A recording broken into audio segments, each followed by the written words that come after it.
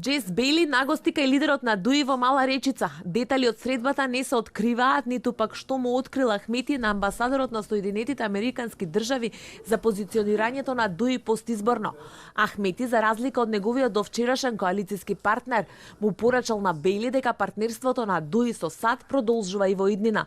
Ахмети истакна дека сите достигнувања во изминатите 15 години во земјата се реализирани во соработка со меѓународната заедница, вклучувајќи и разрешување на кризата.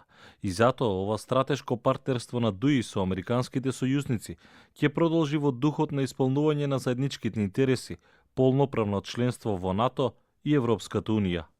Ахмети и Бейли се договориле наредниот период комуникацијата да продолжи.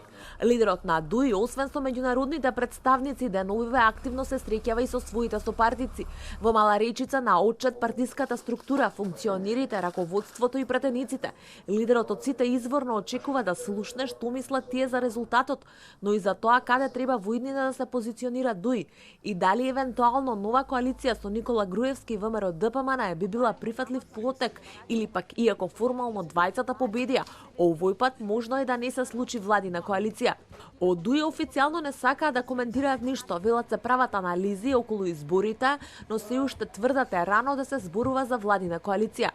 Неофицијално висок партиски функционер вели дека до конечните резултати Ахмети нема да го свика Централното претседателство за да се заземе конечен став, ниту пак да почне да се среќава со лидерите на помалите партии на албанците околу евентуална заедничка платформа за учество во влада.